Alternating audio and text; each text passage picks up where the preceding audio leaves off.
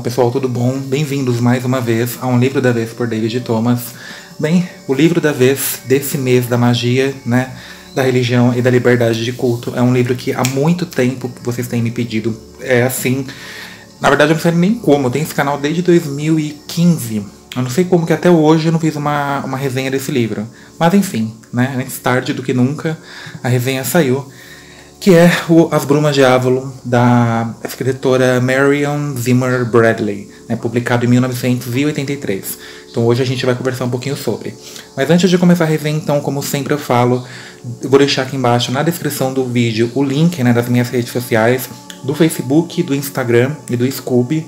Vou deixar também o link da Amazon para quem quiser adquirir essa edição mega ultra caprichada, né, dessa saga, na verdade, desses 4 livros que compõem As Brumas de Avalon, tá? Publicado pela editora Planeta em 2017. Vou deixar aqui embaixo também.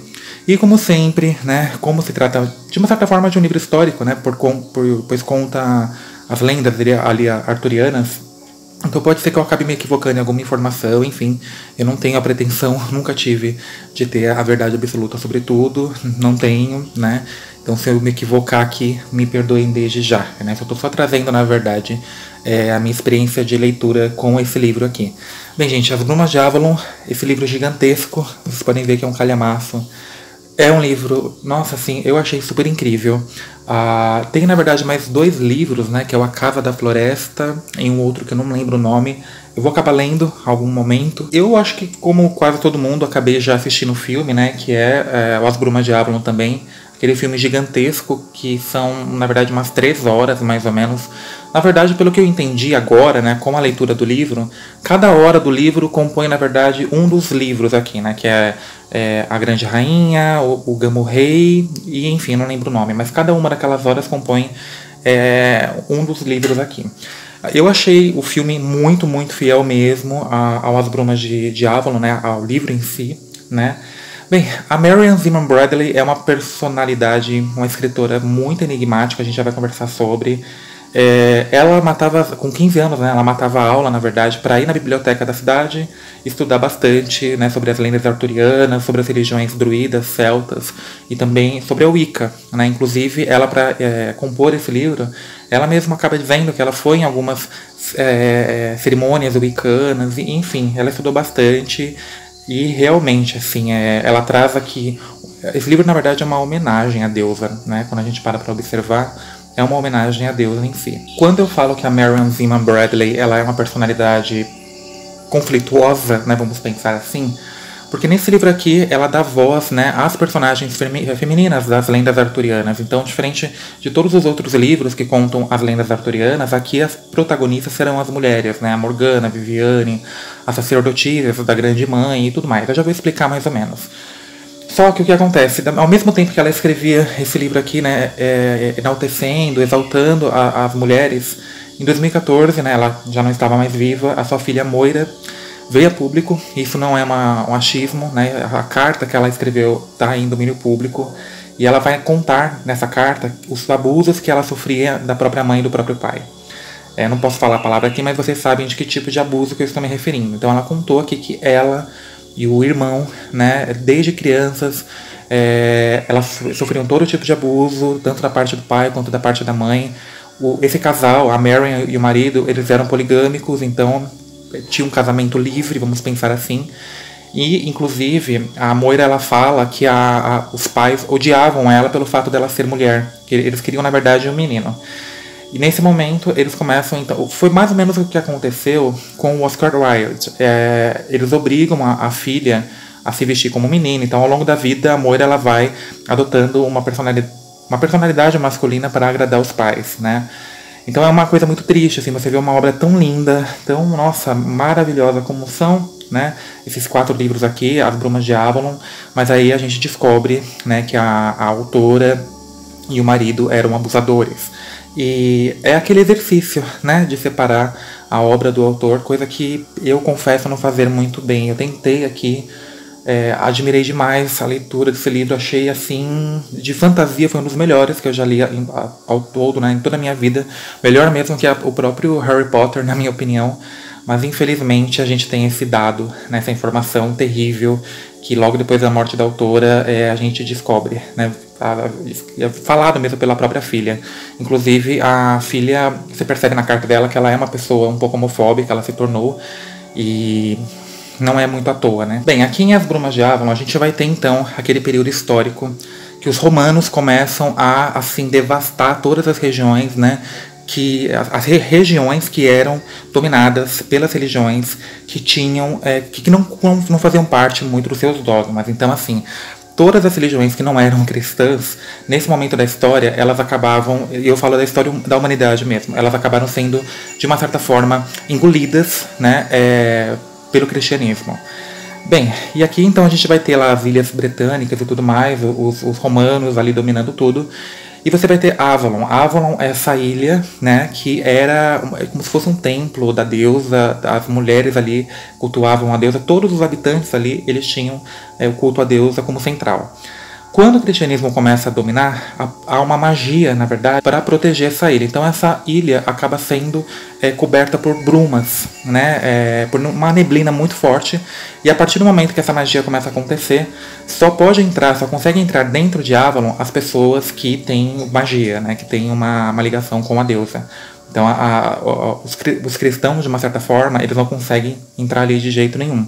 Só quem tem de alguma forma, alguma ligação com a deusa consegue baixar as brumas, entrar na ilha e depois acaba levantando de novo as brumas que acabam protegendo essa ilha do cristianismo. Então a gente já começa a leitura desse livro observando essas religiões, ou melhor, o cristianismo assim, engolindo essas religiões que tinham a religião do culto a Deus, ou seja, a natureza como Deus e não como mera criação do Deus masculino, né, sendo engolidas pelo cristianismo.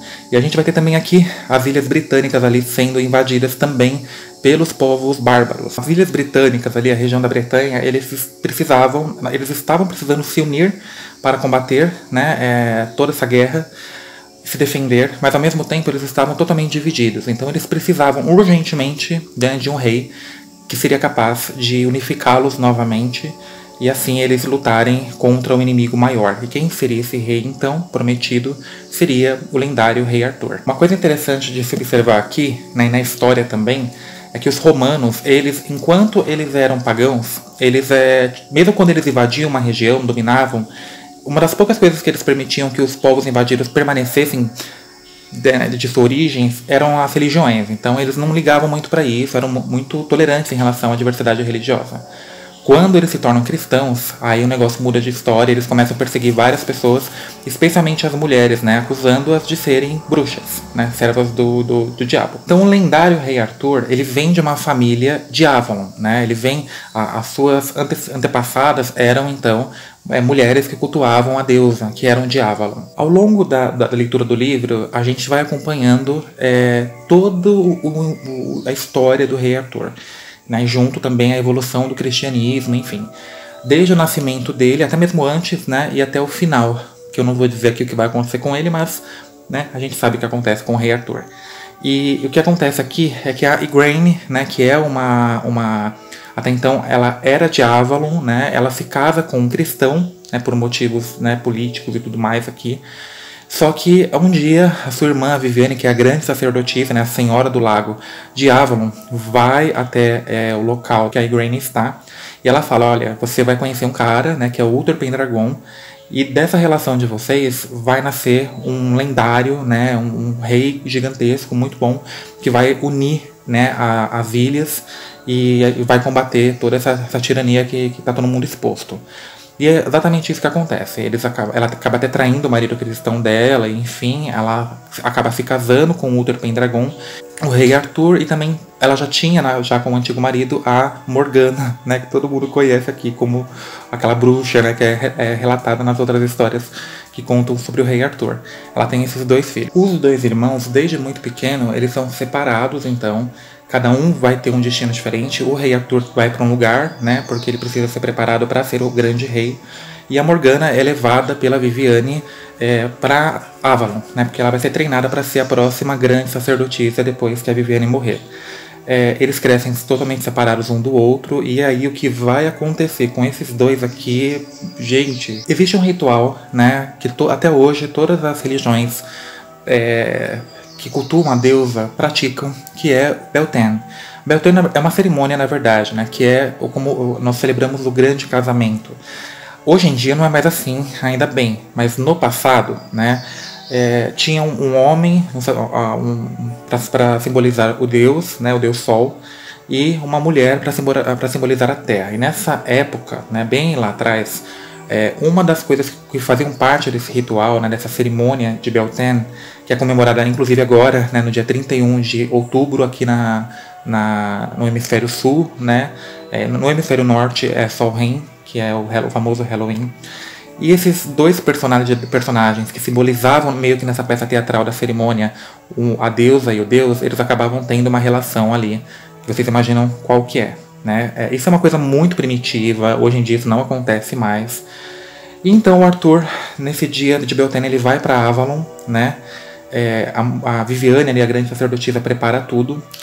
E ele e a irmã, sem saberem, acabam se relacionando. Quando eles se relacionam, sem saber, e a Morgana descobre que ela teve ali meio que uma paixonite pelo irmão, enfim, que eles se envolveram dessa forma, ela fica revoltada com a tia, ela abandona, né, o seu destino, que seria ser sacerdotisa, ela vai embora de Avalon, demora muito tempo para ela contar pro irmão que ela teve um filho dele mesmo, e enfim, o negócio aqui, gente, é louco. Então vamos dar um salto temporal para o vídeo não ficar muito longo. O Arthur, ele se casa com uma cristã, né, extremamente fanática, uma católica, que é a Gwynfor. A Gwynfor, ela odeia tudo que se refere ao culto à deusa, inclusive ela vai perseguir totalmente a Avalon, enfim, né? Só que o Arthur, pelo contrário, ele tinha ali feito meio que um acordo, né, com a Viviane, com a Avalon, jurando que mesmo ele sendo o grande rei, ele iria proteger a Avalon e o culto à deusa para sempre, né? E em troca disso, ele ganha a famosa espada que a gente já conhece. Isso não se imagina, né? Uma esposa que odeia o cristianismo, que odeia o culto à deusa, e um marido tolerante ao culto à deusa, então vai ter muito conflito que vai sair aqui. Só que o conflito maior que esses dois vão viver é porque, assim, o primo do Arthur, né, que ele é inclusive o filho da Viviane, ele é o Lancelot, como a gente conhece. E a mulher do Arthur, né, a Gwynfor, e o Lancelot vão se apaixonar, né? Só que eles não vão poder viver esse amor por conta desse casamento, enfim. E a Gwynfor, o sonho dela é ter um filho, né? Porque o Arthur, ele precisa de um herdeiro, só que ela não pode ter um filho. E até então, até eles saberem que o problema ali, até ela entender que o problema é ela, enfim, ela achava que seria Arthur, porque o Arthur até então ninguém sabia que ele teve um filho. A história da Morgana, né, que ele teve filho com a irmã, também ninguém sabia. Ele um dia fala, olha, eu sei do seu amor por Lancelot, o que você acha da gente, nós três ali, né, numa noite de Beltane, apesar de você odiar o culto a Deus, a gente se envolver. E isso acaba acontecendo, isso é uma coisa que destrói essa personagem. E assim, né, vocês estão percebendo que rola muita relação de incesto aqui. E conforme eu fui lendo, eu fui percebendo, e inclusive, além dessa questão, o Arthur, ele tem uma certa paixonite pelo Lancelot aqui. O Lancelot também. Inclusive, ele até confessa ali no meio da conversa, quando ela acusa ele, que ele permitiu essa relação entre os três, porque ele também quis aproveitar um pouquinho, né, do Lancelot, enfim.